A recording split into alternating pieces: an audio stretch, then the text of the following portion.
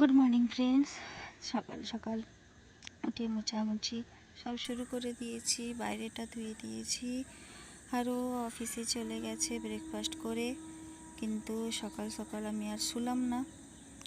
ও অনেক ভোরেই বেরিয়ে গেছে, ভাবলাম কাজগুলো সব মিটিয়ে নিই, আবার 10টার সময় ওর খাবার যাবে, একজন আসবে ওর খাবার নিয়ে যেতে। তাই জন্যে ভাবলাম যে আর না শুয়ে সব কাজ এগিয়ে রাখি। আর এখন আমি মোছামুছিটা করছি। আর দেখুন বাইরের দরজাটা আপনাদের একটু দেখাচ্ছি, ভালো লাগলো কেন কি দেখুন, সেই আগেকার দিনের সেই খিল দেওয়া, এগুলো আগেকার দিনের মানে দরজাতে থাকতো, এখন এগুলো দেখা যায় না। আর ওনাদের ধান টান সব রাখা আছে, অনেক কিছু জিনিস সামনের রুমটাতে রেখেছেন। ওনারা তো আর থাকেন না এখানে, ওর বাবা একাই থাকে পুরো রুমটাতে। আর বাইরেটাও দেখিয়ে দিচ্ছে, 5টার সময় ধুয়ে দিয়েছিলাম, এখন একদম শুকিয়ে গেছে। আর এই পাশে সবাই ধান টান মেলে, তাই আমি সকাল হলেই ধুয়ে দিই। এই দেখুন এরকমভাবে ধান মেলা থাকে। বাসি কাজ সারা হয়ে গেল, এইবারে স্নান টান করবো।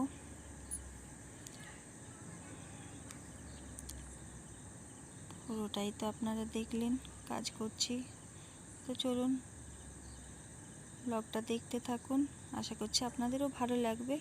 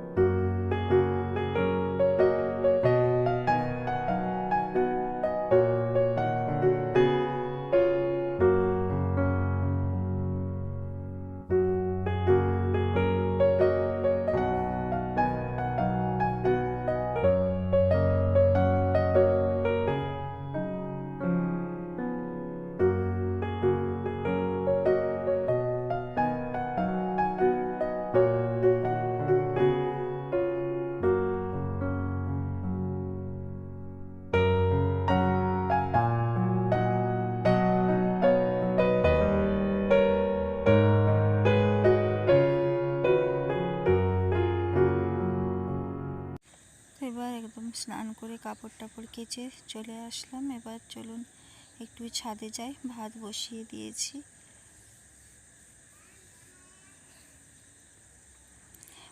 ছাদটাও একটু আপনাদের সাথে শেয়ার করছি, দেখুন সেইটাতে কি সুন্দর পায়ের ছাপ দিয়ে স্টিকার লাগানো আছে। ছাদটাও পুরোটা ইউজ করা যায়, কেন কি এরা তো কেউ থাকে না, ও একাই থাকে, সেই জন্যে ছাদটাও একটু শেয়ার করে দিচ্ছি আপনাদের সাথে। কতটা রোদ বেরিয়ে গেছে, 7:30 মতন বাজে এখন।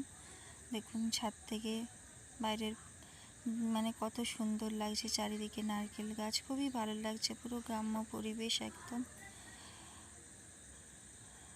এইভাবেই ঘেরা আছে যাতে আর কেউ কারোরটা দেখতে পাবে না। এদিকের খোলা ছাদ, এই দুটো করে ছাদ খোলা থাকে, ব্যাস এমনভাবে চারদিকটাই ঘেরা। অর্ণব উঠে এসছে আমার সাথে, ওরও বেশ ভালো লাগছে। চলুন শাড়ি টাড়ি অনেক কিছুই কাঁচা হয়েছিল, কেচে নিলাম।